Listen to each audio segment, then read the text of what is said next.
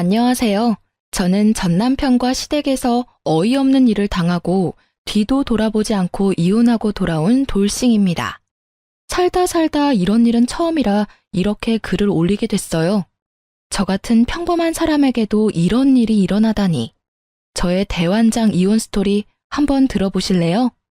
저와 그 찢어 죽여도 모자랄 남편 새끼가 만난 건 제가 28이 되었을 때였어요. 남편은 당시 젊은 사업가로 바쁘게 다니던 사람이었죠. 저는 당시 가족과 연을 끊고 살고 있었는데 그 빈자리를 채워주었던 게 남편이었어요. 남편은 사업 때문에 매번 바빠서 같이 있는 날은 많지 않았지만 그래도 만났을 때는 온전히 저에게만 집중해주는 모습에 반했어요. 그렇게 좋아하는 사람이었지만 결혼을 깊이 생각할 정도는 아니었어요. 좀 더 서로를 알아가야 한다고 생각하던 때에 우리에게는 새로운 생명이 찾아왔어요. 제 눈에 넣어도 아프지 않은 우리 아들이요. 만난 지 4개월 만에 보석처럼 곱고 애교도 많은 아이를 임신했을 때 처음에는 너무 무서웠어요. 남편이 아이와 저를 책임지지 않을 거라는 생각 때문에요. 그런데 남편은 자기가 책임지겠다며 결혼을 이야기하더라고요. 그때 저는 정말 너무 기뻤어요. 이 사람이 나를 그만큼 사랑해주는구나 하고요. 그렇지만 남편의 권유로 결혼식은 아이를 낳고 하기로 했어요. 배가 불러 예쁘게 나오지 않는 것도 싫었고 분주하게 움직이다가 아이를 잃는 것도 싫었기에 저도 남편의 말에 응했어요. 그리고 우리는 혼인신고만 한 상태로 제가 살던 전셋집에서 신혼집을 마련하게 되었어요. 어차피 남편이 사업차 지방을 자주 내려가기 때문에 돈을 더 많이 벌면 더 큰 집을 마련하자고 했었고 그 전까지는 여기서 조금만 더 버티자고 했죠. 그리고 정말로 남편은 바쁘게 움직였어요. 주말에는 아예 집에 오지 못하고 출장을 가야 했고 평일에도 이틀, 길면 나흘 이렇게 잠만 자고 일하러 다시 가야 했어요. 그때 제 곁에 있어준 건 시모였어요. 처음에는 제가 아이를 덜컥 임신했을 때도 시모는 뒤도 돌아보지 말고 결혼하라며 힘들면 자기가 애를 같이 봐주겠다고까지 하더라고요. 그래서 너무 감사한 마음뿐이었어요. 시부는 살아계셨지만 제가 결혼하기 전부터 지병으로 병원에 내내 계셨다고 하더라고요. 그래서 저는 제가 일하는 병원이 가족 할인이 되니 이쪽으로 말하고 시부를 옮겨두었어요. 그렇게 행복한 신혼을 보낼 거라고 생각했는데 아이가 태어나니 상황이 완전히 바뀌어버리더군요. 시모의 행동이 완전히 바뀌었어요. 잘 봐주겠다던 사람은 어디 가고 없고 웬 꼬장꼬장한 할머니 한 분이 나타나셨죠. 집안 꼴이 이게 뭐냐, 냉장고 청소는 언제 하고 안 하는 거니? 이런 돼지우리 같은 집에서 애 키우는 거 미안하지도 않니? 정말 맹세코 그 정도로 엉망인 집은 아니었거든요. 저도 출산이 처음인데 어떻게 처음부터 모든 걸 잘하겠어요? 게다가 몸 상태도 여전히 안 좋은데 말이죠. 저 딴에는 치운다고 치웠지만 애 짐은 늘어나고 치울 여력은 사라지더라고요. 그래도 매일 청소기 밀고 걸레로 닦는 일은 게을리하지 않았어요. 그런데도 저런 식으로 이야기를 듣는 게 너무 짜증나더라고요. 근데 그건 차라리 나아요. 제일 문제는 시모 집이 저희 집 근처라 시도 때도 없이 말도 없이 벌컥벌컥 집에 들어온다는 거였어요. 그리고는 별로 할 일도 없으면서 집에 가시지도 않고 저희 집에 죽치고 앉아 계셨죠. 그리고 이상하게도 제가 나갈 때는 엄청 예민하게 구셔서 감시받고 있다는 생각이 들 정도였다니까요. 그래서 스트레스를 왕창 받고 있는 와중에 남편이 집에 오자 제가 먼저 제안을 했어요. 오빠, 우리 집 이사할까? 지방에 자주 가니까 지방에 자리 잡자. 난 멀리 가는 거 완전 괜찮아. 솔직히 과부 생활하는 거 너무 싫어. 우리 신혼이잖아. 뭐? 갑자기 무슨 이사야.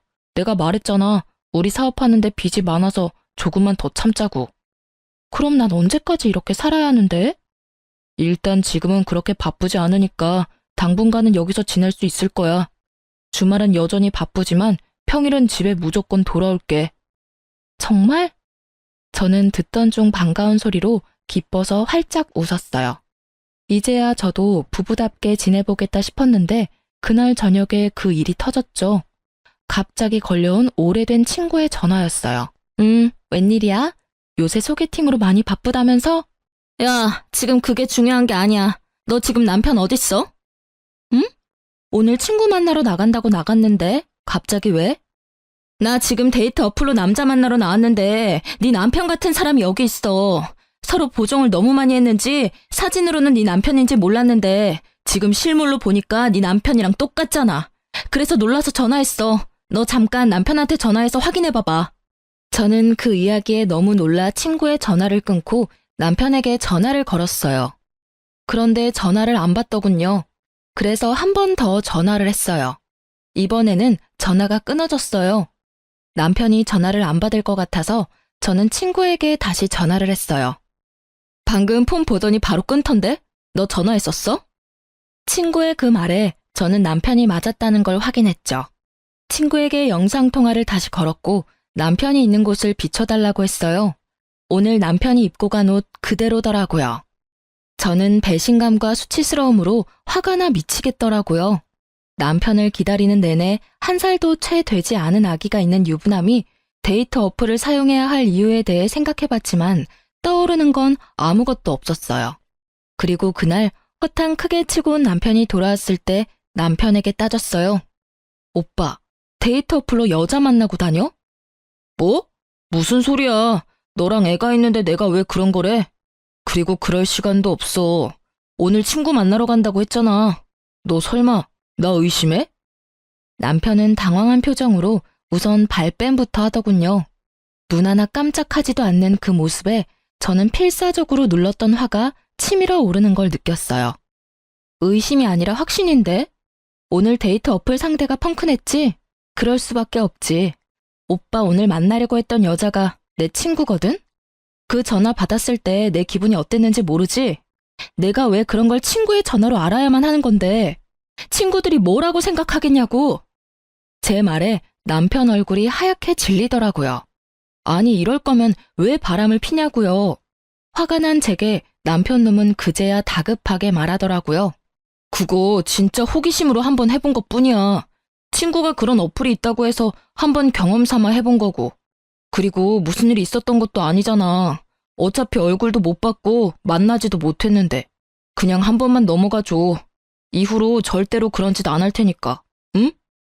저는 남편의 뻔뻔하게까지 한 말에 배신감을 지독하게 느꼈어요.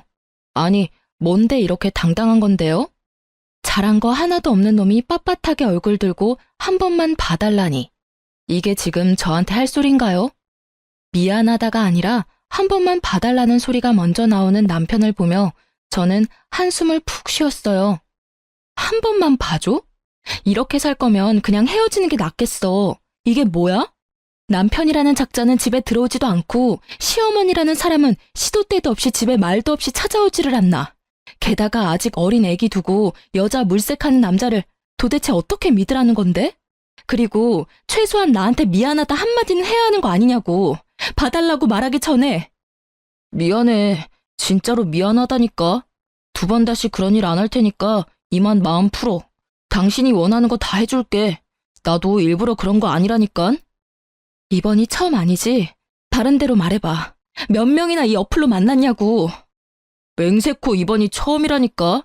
몇 번을 이야기하게 만들어. 정말로 미안해. 그러니까 이번만 좀 봐줘. 뭐 할까? 어플도 지울게. 자, 됐어? 그럼 각 썼어. 두 번 다시 이런 일 안 하기로 하고 다시 이런 일이 생길 경우에는 이혼하고 위자료 지급하고 친권, 양육권 다 나한테 넘긴다고 써. 제가 알기로 각서라는 건 법적 효력이 없어요. 그럼에도 각서를 쓰게 한 건 남편에게 보여준 제 각오였어요. 다시 바람을 피려 하거나 바람을 필 때 이대로 내가 하겠다는 각오였죠. 남편은 아주 흔쾌히 각서를 쓰더라고요. 그렇지만 그 각서를 보면서도 우울하고 열받는 불같은 제 마음은 전혀 좋아지지 않았어요. 그런 제 모습을 보던 남편은 며칠 동안 저녁마다 집안일을 도와주며 저를 달래려 애쓰더군요. 저는 큰맘 먹고 용서해주기로 했어요. 여자를 만나려 했지만 못 만났다는 점이 크게 작용했던 거죠. 게다가 남편이 집에 있으니 시모가 집에 오지 않더라고요. 그렇게 저는 아주 잠시 편안함을 느낄 수 있었어요. 시모가 오지 않고 남편이 집안일을 해주고 있었으니 딱 오늘만 같았으면 하는 마음이 들었거든요. 그렇지만 그것도 오래 가지는 못했어요. 한 달도 채우지 못하고 남편은 일이 다시 바빠지는 바람에 다시 지방을 오가는 생활을 하게 됐거든요. 그렇게 남편이 다시 사라지자 시모의 습격이 시작되었어요. 무슨 생각인 건지 시모는 남편이 있을 때는 절대로 집에 오지 않더군요. 그런데 남편이 오지 않을 때는 귀신같이 알고 집에 와서는 저를 괴롭혔어요. 집안일 못한다고 지적하던 시모는 아이가 커갈수록 아이에 대한 지적을 하더라고요. 아이가 못생겼다느니, 너를 닮은 게 실수였다느니. 듣기에도 진짜 머리가 아플 만큼 아이에 대한 악담을 하더군요. 처음에는 그냥 농담으로 넘기려고 했는데 매번 그런 이야기를 들으니 점점 더 농담으로 들리지 않더라고요. 자그마치 애가 태어나고 30개월을 그렇게 보냈죠. 그런 상황을 참다 못한 저는 인연을 끊고 지냈던 어머니에게 결혼 후 처음으로, 아니, 집을 나온 후 처음으로 전화를 걸었어요. 시모뿐만이 아니라 여전히 집에 잘 오지 못하는 남편 때문에도 엄청 힘들었거든요. 엄마, 나야. 너 지금 어디야? 어떻게 한 번도 연락을 안 해? 이 모진 것. 잘 살고는 있는 거야? 밥은 잘 먹고 다니고? 엄마, 너무 걱정했어. 나 결혼해서 애까지 있어. 엄마한테 전화하고 싶었는데 혼전 임신이라 엄마하고 틀어질까봐 걱정돼서 연락도 못했어. 뭐? 애가 있어? 결혼까지 했다고? 너 결혼식 할 때는 어떻겠어? 부모도 없이 혼자 들어갔어? 아니, 결혼식은 아직 안 했어. 배가 불러와서 결혼식은 나중에 하기로 했거든. 아, 정신이 하나도 없어. 오랜만에 전화했나 싶었는데 이런 일까지 듣게 되고. 그래, 애는 몇 살이야? 이제 30개월이야. 아들인데 귀엽고 애교도 많아. 듣기만 해도 좋네. 내일이라도 집에 와. 반찬 해놓을 테니까 반찬 가지고 가고. 애 얼굴도 한번 보자. 연락 안 되는 동안 손주가 생겼다니 신기하기도 하고 놀랍기도 하고. 그렇게 전화를 끊고 다음날 꼭두 새벽부터 저희 친정을 찾아갔어요. 몇 년을 오지 않았음에도 제 방은 그대로더군요. 주말이라 아버지도 집에 있더라고요. 오랜만에 보는 아버지는 많이 늙었더라고요. 이놈아, 이렇게 힘들게 살 거면 그냥 집에 있지 그랬어. 우리 몰래 애까지 낳고. 그렇게 아버지와 마음을 터놓게 된 우리 가족은 그간 밀린 이야기를 했어요. 그리고 가장 중요한 남편에 대한 이야기도 했죠. 그런데 남편에 대한 신상을 들을 때마다 아버지 표정이 영 좋지 않더라고요. 근데 네 신랑이라는 사람 사진이 있냐? 아빠 얼굴 좀 보여줘봐. 어떻게 생겼는지 얼굴 좀 보자. 저는 아무 생각 없이 폰 사진을 몇 개 보여줬어요. 아무리 생각해도 닮았는데. 뭘 닮아? 아, 애기랑은 많이 닮았지, 아빤데. 아니, 애 말고 우리 회사 직원 말이야. 나이도 이름도 똑같은데 사업한다고? 아무리 봐도 우리 부서 직원이랑 똑같단 말이지. 아니겠지. 잘못 본 거 아냐? 남편 사업하느라 매번 바쁘다는데. 게다가 지방을 자주 다녀서 집에도 많이 못 오고. 저는 별거 아니라는 생각에 그렇게 말했는데 아버지는 생각보다 심각하더라고요. 근데 너무 이상하잖아. 이름이랑 나이도 똑같고 얼굴도 똑같은 사람이야. 근데 그 직원은 결혼했다고 한 적 없거든. 아빠가 너무 의아해서 그러지. 아버지의 그 말에 저는 당황스러웠어요. 아버지가 거짓말을 할 이유도 없고 거짓말을 할 사람도 아니었으니까요. 게다가 이름에다 나이, 얼굴까지 똑같은 사람이 이 세상에 몇 명이나 되겠어요? 저는 걱정이 되기 시작했어요. 만약 제 남편이 아버지가 아는 사람이 맞다면 그는 제게 직업도 속이고 싱글인 척 돌아다닌다는 것이잖아요. 남편이 데이트 어플을 사용했던 전적이 있었기에 저도 마음 편히 있을 수는 없었어요. 그래서 엄마에게 반찬을 받아 집에 돌아오면서 곰곰이 생각했어요. 저는 친구에게 주변에 돈 필요한 사람 있으면 소개시켜달라고 했어요. 아는 사람에게 부탁하려니 너무 부끄러웠거든요. 소개받은 사람에게 돈을 주고 남편의 사진을 보여주며 이 사람을 미행해달라고 했어요. 어딜 가는지 뭘 하는지도 알아봐달라고 했죠. 저는 남편 출근 시간에 맞춰 그 사람을 불렀어요. 그리고 시간마다 사진이 메시지로 제게 도착했어요. 남편은 저희 집에서 나와 정말로 아버지의 직장으로 가더군요. 아버지가 다니는 회사 이름을 보고 있으니 손발이 벌벌 떨리더라고요. 진짜로 아버지 말대로 사업가가 아닌 직장인이었던 남편이 왜 저를 속였는지 그 속내가 궁금해졌어요. 이 사진만으로도 분노할 만한데 그 뒤의 사진은 아주 가관도 아니었어요.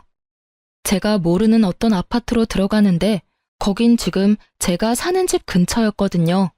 남편 놈이 그 아파트에 들어가는 사진까지 보고 난 뒤 제가 직접 알아보기로 했어요. 아이를 친정엄마에게 맡겨놓고 새벽부터 그 아파트로 가서 남편의 차 번호를 찾았죠. 그리고 근처에서 몰래 기다렸어요. 그날은 주말이었는데 차를 타러 나오는 남편이 보이더라고요. 사진 속 여성과 아이, 그리고 시모까지 모두 나왔어요. 시모가 이 여성과 아이를 알고 있었다는 거잖아요. 남편의 팔짱을 끼고 유모차를 밀고 있는 남편 놈을 보니 배알이 뒤틀려 지금이라도 당장 뛰어나가서 머리채를 쥐어뜯고 싶더군요. 하지만 참았어요. 나와 만날 때부터 아니면 혹시라도 그 전부터 만났을지도 모를 상간녀를 보니 속이 안 좋았어요. 게다가 저희 아이보다 아주 조금 어려 보이는 아이. 제가 임신했을 때 저 여자도 임신을 했었다는 이야기잖아요. 너무 더러운 기분에 저는 더 이상 그 사람들을 쫓아갈 생각도 들지 않았어요. 집에 돌아와 남편을 기다리며 왜 굳이 남편이 나와 결혼을 했을까 고민해봤어요. 솔직히 우리 부부 사는 게 보통 부부처럼은 절대 보이지 않잖아요. 주말은 오지 않고 평일에도 이틀, 나흘? 이럴 거면 저랑 왜 흔쾌히 결혼을 했냐 이거죠. 그런데 짐작 가는 구석이 딱 하나 있긴 했어요. 결혼하면서 남편이 제게 그랬거든요. 우리 결혼하면 아버지 혹시 당신 직장에 모셔줄 수 있어? 아버지 병원비가 생각보다 많이 나와서 걱정이거든. 지병이 있으셔서 병원에 입원하셔야 하는데 병원비가 어마어마하더라고. 아버님이 병원에 계시다고? 요양병원이면 비용이 꽤 나올 텐데. 수급자가 아니시면 아무래도 부담이 되지. 비급여가 많으니까 그럼 우리 병원으로 모시자. 직원 할인 있으니까 조금 도움은 되겠지. 그리고 무슨 일 있으면 연락하기도 쉽고 말이야. 그 말에 시부를 저희 병원으로 옮기고 제가 보호자로 지내며 필요한 걸 넣어드리거나 굳은 일을 도맡고 있었거든요. 일단 같은 건물에 있으니 제가 하기 쉬웠으니까요. 그리고 시모도 결혼할 때 꼭 부탁하더라고요. 그런데 옮기고 나니 정작 아무도 찾아와 보지는 않았어요.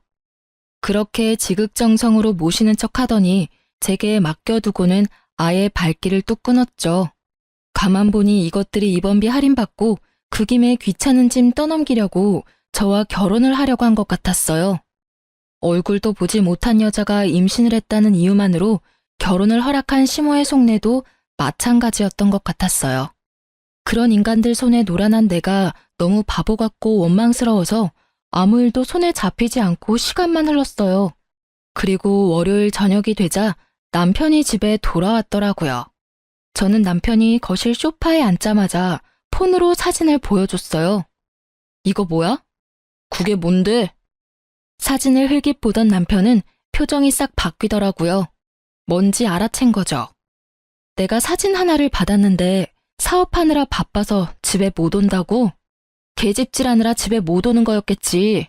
어이가 없어서 애까지 만들었어? 딱 봐도 우리 애랑 얼마 차이 안 나 보이는 애를 언제부터 이 상간녀랑 두 집 살림했는지 빨리 불어. 저의 추궁에 남편 놈의 반응은 상식적이지 않았어요. 아니, 방귀 낀 놈이 성낸다고 딱 그 꼴이었죠. 도리어 저한테 화를 냈으니 말이에요. 당신 스토커야? 왜 남의 뒤를 캐고 지랄이야? 내가 밖에서 뭘 하고 다니든 네가 무슨 상관인데? 버럭 화를 내는 남편을 보니 정말 부글거렸어요. 이 새끼는 왜 화를 내는 거죠? 화를 내려면 내가 내야 하잖아요. 상간녀랑 얼마나 됐는지는 모르겠는데 애까지 낳았다니 볼장 다 본 거잖아. 우리 헤어져. 그리고 시아버지도 다른 병원으로 보내줘. 헤어지고 나면 남이니 병원비 내가 도와줄 필요도 없잖아. 그렇지? 역시 시부 이름이 정답이었는지 남편 놈이 갑자기 당황하더군요. 잠깐, 급하게 굴지 마. 내가 화낸 건 당신이 내 뒤를 캐서야. 물론 바람핀 건 내 잘못이지. 그러니까 내가 그쪽 여자 정리할게. 어차피 호적이고 뭐고 올라가 있지도 않아. 나 법적으로 깨끗한 사람이라고. 그러니까 일단 진정하고 우리 앞으로 어떻게 할지 생각해보자. 남편 놈은 그쪽을 정리하겠다는 말을 불쑥 꺼내더라고요. 저는 더 어이가 없었어요. 지 사정에 맞춰서 이 여자 저 여자 관리하는 모양새가 여자가 한둘만 있지는 않을 거라는 합리적인 의심을 하게 만들었죠. 분명히 다른 여자도 있겠지 하는 생각이 강하게 머리를 강타했어요. 저는 남편에게 강하게 말했어요. 법적으로는 깨끗하겠지. 그런데 내 마음이 깨끗하지가 않아. 네 얼굴 보는 것만으로도 뱃속이 부글부글거리고 열받아서 머리가 돌 것 같다고. 그리고 뭐? 정리를 해? 어떻게 정리할 건데? 내가 데이트 어플 같은 거 할 때부터 알아봤어야 했어. 그때 끝장 봤으면 이 꼴 안 보고 사는 건데. 여기 내 집이고 어차피 오빠 짐도 얼마 없어. 그러니까 내가 앞으로 어떻게 할 건지 결정하기 전까지는 이 집에 발도 디딜 생각하지 마.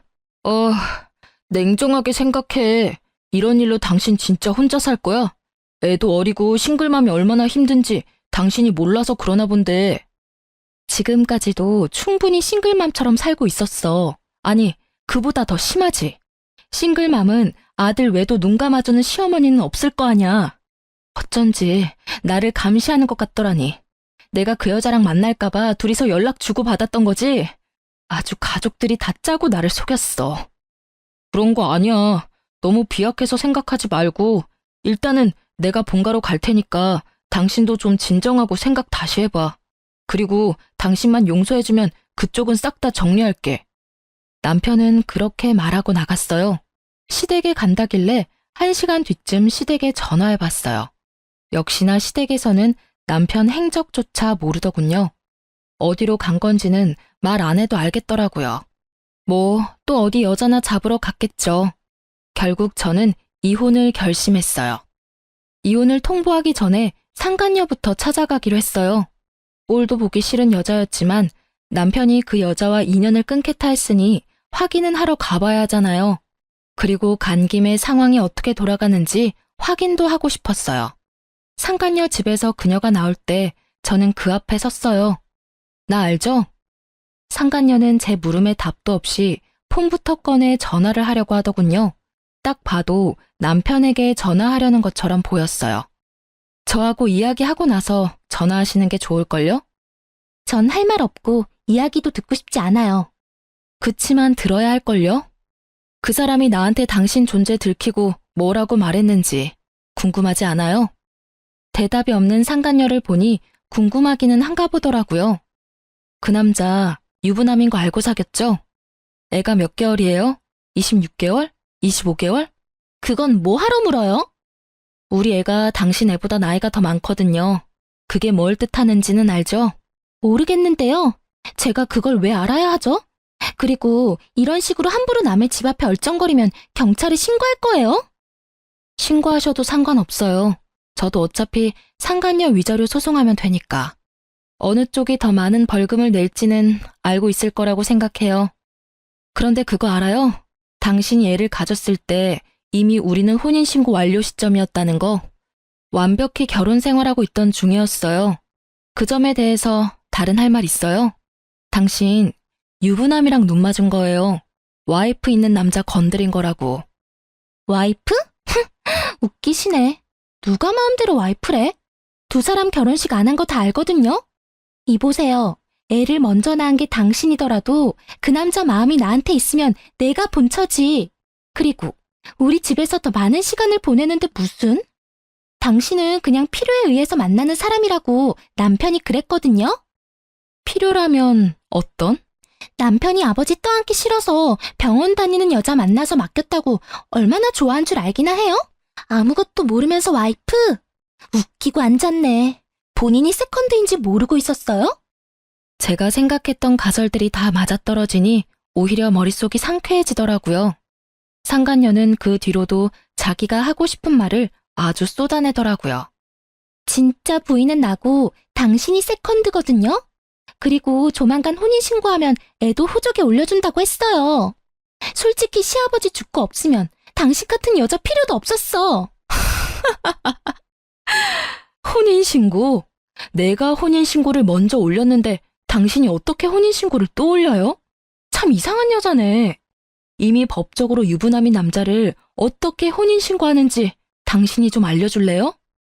제 말에 상간녀의 아주 당당하기만 하던 얼굴이 갑자기 동그랗게 놀란 얼굴이 되더라고요. 정말로 몰랐나 봐요. 남편 놈이 저와 혼인신고가 되어 있다는 걸. 그게 무슨 소리야?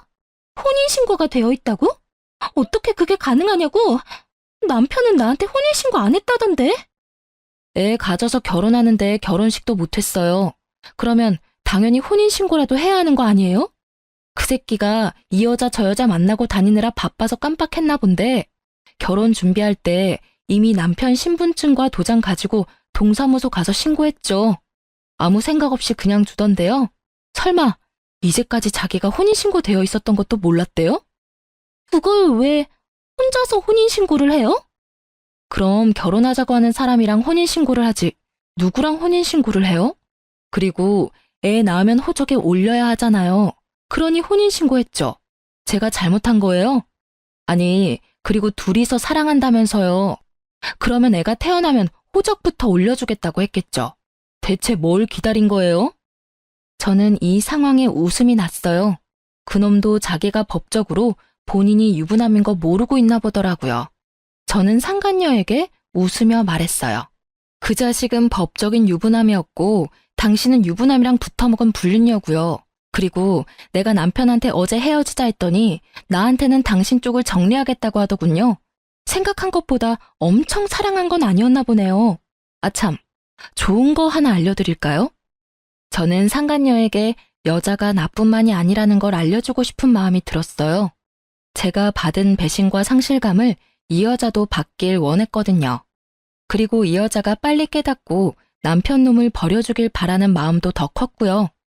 그 남자 폰 자세히 살펴봐요. 데이터 어플 있을 거예요. 우리 애 태어난 지 얼마 안 됐을 때 여자 만나려고 그 데이터 어플로 여자 찾은 게 그 남자예요. 각서 날짜가 당신이 임신 중일 때죠? 그때도 다른 여자 만나고 다닌 거예요. 이쯤 되면 그 남자가 얼마나 인간 쓰레기인지 잘 알겠죠? 상간녀의 얼굴이 하얗게 질리더군요. 그러나 그렇게 쉽게 믿고 싶지는 않았나 봐요. 그래서 저는 명확한 증거를 보여주기로 했어요. 저는 남편이 데이터 어플을 사용했을 때 작성한 각서를 상간녀에게 폰으로 보여줬어요. 날짜까지 적힌 각서는 제 아이가 태어난 지 얼마 안 돼서 작성된 거니까 적어도 이 각서를 썼을 때는 그녀가 임신 중이었거나 아이가 신생아였을 것 같았거든요. 그 데이터 어플 상대방이 제 친구여서 제가 착각할 리 없거든요. 친구한테 목록 보내달라고 하면 보내주겠죠. 그거라도 받아서 보여줘요? 아, 그리고 혹시 주말에 잠깐 저희 집 간다고 나간 적 없어요? 근데 그놈은 저희 집에 주말에 온 적이 없어요. 매번 평일에만 저희 집 왔거든요. 그럼 이 집에 오지 않은 주말에는 어디에 갔을까요? 그 이야기를 듣자마자 상간녀의 얼굴이 확 일그러지더라고요. 그 얼굴을 보니 얄궂게도 제 마음이 조금 시원해지더라고요. 결국 상간녀는 제 말이 끝나자마자 폰을 들고 남편 놈에게 전화를 하더라고요. 야, 이 나쁜 놈아. 너 혼인신고까지 했으면서 뭐? 우리 애를 호적에 올려줘? 너 어디부터 어디까지가 거짓말이야? 우리 사이 이제 끝이야. 저는 그 모습을 보고 웃으며 집으로 갔어요. 이 정도로 불을 지펴놨으니 두 사람은 알아서 타오르다 꺼질 테죠. 집에 돌아오는 내내 남편 놈이 전화를 하더라고요. 싹 다 무시했어요. 이제 저는 그놈한테 들을 말도 할 말도 없거든요. 그런데 그놈은 그렇지 않았나 봐요. 집에 돌아가 짐을 싸고 있는데 남편 놈이 집으로 들어오더라고요. 저는 신경도 쓰지 않고 짐을 마저 챙겼어요. 남편이 제 몸을 휙 돌려 세우더라고요. 얼굴을 보니 화가 잔뜩 난 것이 제가 딱 바라던 얼굴이었어요. 바빠. 별일 아니면 나중에 전화로 해. 그게 남편한테 할 말이야? 당신이 하던 대로 했는데 뭐 문제라도 있어? 매번 바쁘다고 나중에 전화하던 사람은 당신이잖아. 아, 지금 그 말 하자는 게 아니잖아. 너 혼인신고는 언제 했어? 아니 왜 맘대로 혼인신고를 해? 그것부터 묻는 걸 보니 상간녀가 화낸 것보다도 자기가 총각이 아니라 유부남이라는 사실이 참으로 화가 났나 보더라고요. 저는 너무 웃겼지만 꾹 참고 말했죠. 아, 그것 때문에 왔어? 그럼 결혼식도 안 하고 애 낳고 사는데 혼인신고라는 확신도 없으면 나중에 내가 뭐가 되는데? 그리고 결혼하자는 말은 혼인신고 하자는 말이랑 똑같은 거 아니야? 그게 아니면 다른 생각이라도 했어? 평생을 총각으로 있고 싶었나 본데 난 그런 거 정확히 아는 타입이야. 결혼 준비하면서 당연히 혼인신고도 한 거지. 질문이 근데 너무하네. 왜? 유부남이면 안 되는 이유라도 있어? 애가 이쪽 집 저쪽 집 합쳐서 둘이나 되면서? 아, 그런 문제가 아니라고. 그럼 그 여자는 왜 찾아갔어? 나랑 해결하면 될 문제잖아. 너 스토커야? 왜 엄한 사람한테 가서 화풀이 했냐고. 나하고 싸우고 해결하면 될 일을 내가 그 여자랑 헤어져 준다고 했잖아. 내가 뭘 하든 신경 안 썼잖아. 그러니까 이번에도 신경 쓰지 마. 내가 무슨 짓을 해도 더 이상 신경 쓰지 말라고. 이혼하고 집 뺄 거거든? 그러니까 그 여자랑 잘 살아. 왜 나 때문에 그 여자랑 헤어져? 그러지 마. 그냥 둘이서 늙어 죽을 때까지 시부시모 모시고 잘 살면 되잖아. 더 이상 간섭 안 할 테니까. 아 참, 대신에 위자료는 무조건 받을 거고 아이 양육권 친권도 무조건 가져올 거니까 양육비 줄 걱정이나 하고 있어. 양육비? 나 그럴 돈 없어. 받고 싶으면 네가 알아서 받아가. 돈 한 푼도 없는 나한테 가져갈 게 있을까? 네가 알아서 잘 찾아봐. 나는 못 주니까. 배째라는 식으로 말하는 남편을 보며 저는 싱긋 웃어줬어요. 저런다고 제가 당황할 줄 알았다면 오산이죠. 그래? 오빠가 안 주면 오빠 직장에서 돈 직접 빼갈게. 걱정 마. 그거면 충분하지? 신경 쓸 일 하나도 없으니까. 뭐? 네가 내 직장을 어떻게 알아? 너 내 뒤도 캐고 다녔냐?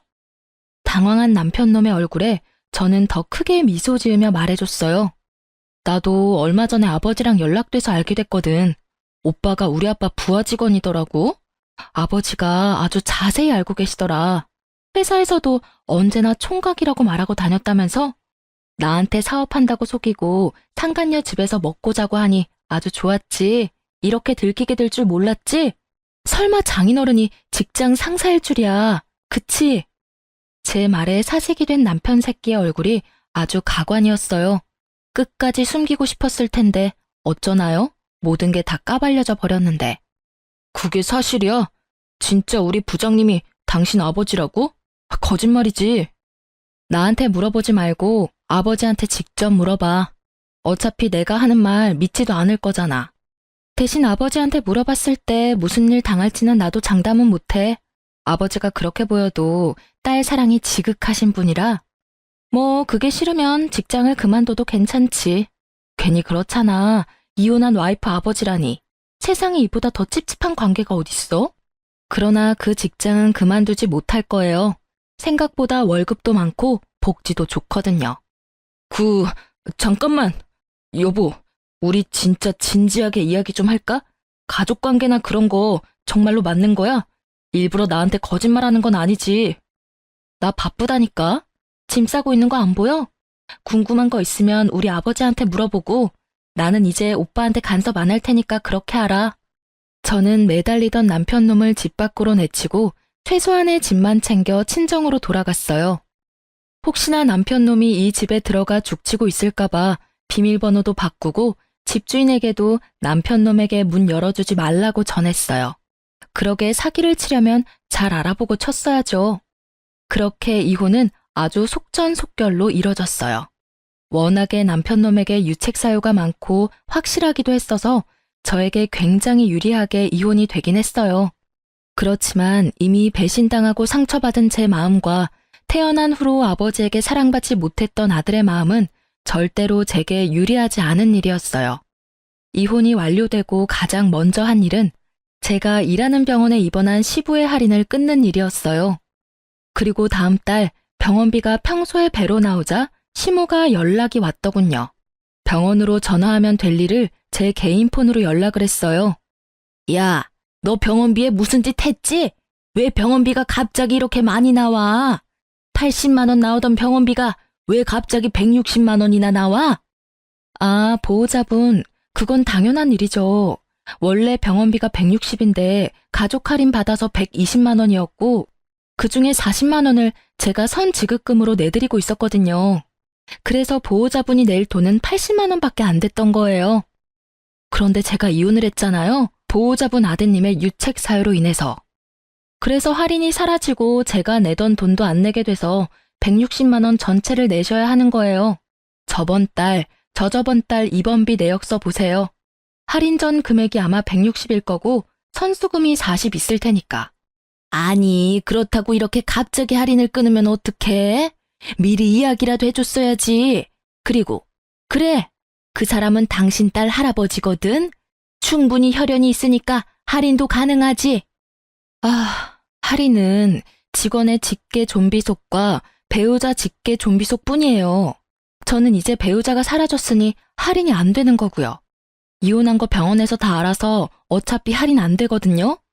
그거 다 알고 아드님이랑 저 결혼시킨 거 아니었어요? 그럼 이혼하면 본래대로 돌아갈 것도 잘 아셨어야죠.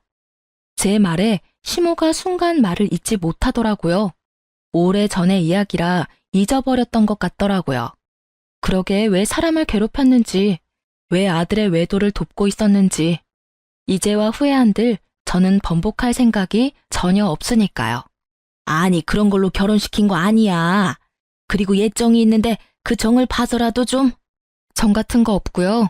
솔직히 지금까지 매달 50만 원씩 더 내준 것도 다 받아내고 싶은 심정이거든요.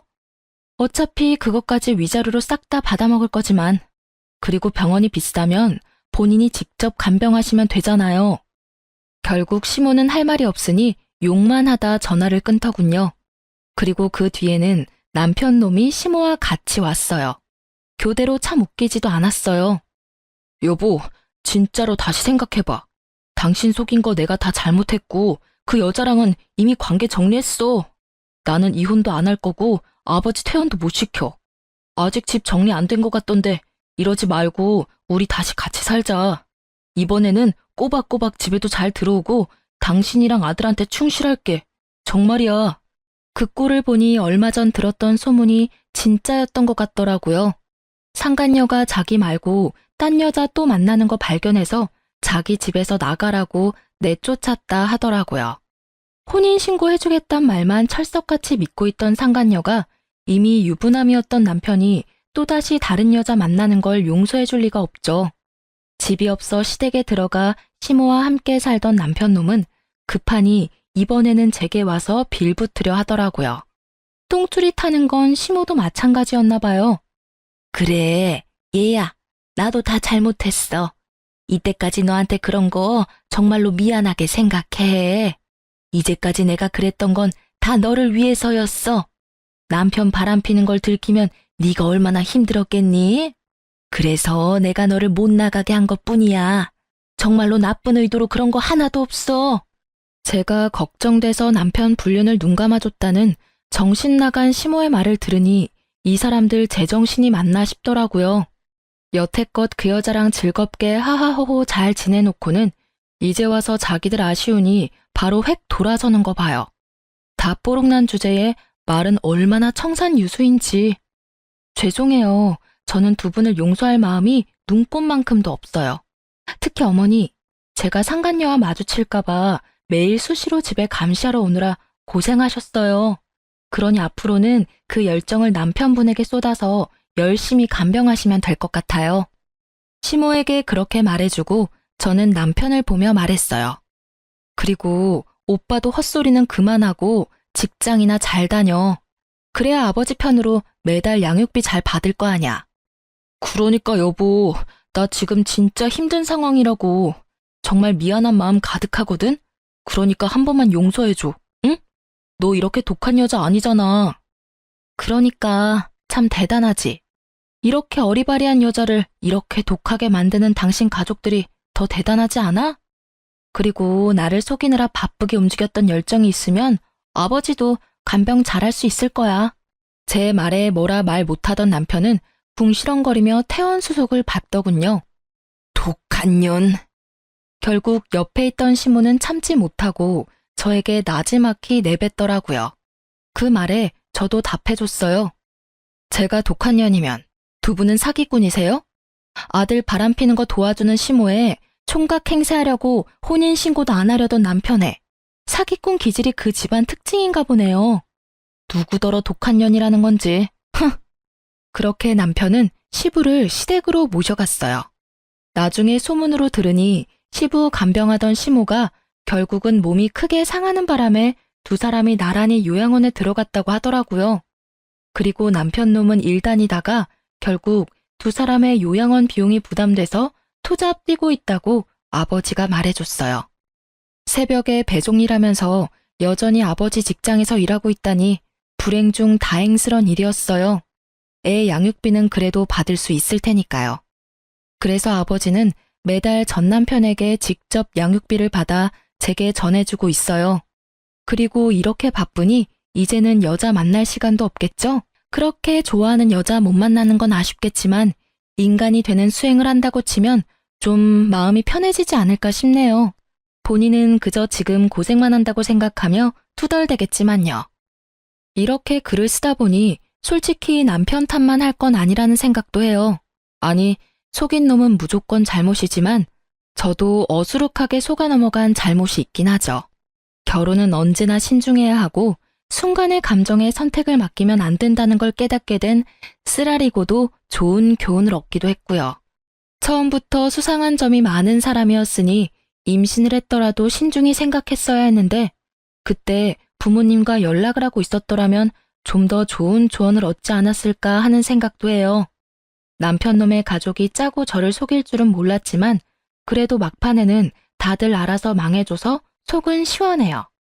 저는 부모님 밑에서 아들 키우며 즐겁게 살고 있어요. 한번 떨어졌던 가족이고 다시 만나 앙금도 풀었고 귀여운 애교쟁이 손주도 있으니 아버지는 항상 아이를 위한 장난감을 사거나 여행을 같이 가곤 해요. 일을 하면 어머니가 아이를 봐주시니 매달 죄송한 마음에 용돈도 드리지만 아이에게 따뜻한 가족을 경험시켜줄 수 있어서 차라리 천만다행으로 생각해요. 남의 불행을 나의 기쁨으로 삼지 말아야 하지만 나의 불행을 행복으로 삼던 놈이 불행해지니 솔직히 기쁜 게 사람 마음인가 봐요. 이 정도로 당했으니 이런 생각 조금쯤은 해도 괜찮을 거라고 생각해요. 그렇지 않으면 제가 너무 열받잖아요. 이렇게 이야기해보니 이혼당한 글이 사기당한 글 같기도 하고 참 여러모로 다른 사람에게 알리기 창피한 일이긴 하네요. 그래도 제가 글을 쓴 건 이런 어이없는 일이 누군가에게는 일어나고 있다는 걸 알려드리고 싶어서예요. 그리고 같이 욕이나 시원하게 해주시면 제 마음도 편할 것 같았거든요. 긴 글 읽어주신 것 너무 감사하고요. 오늘 하루 행복한 하루 보내세요.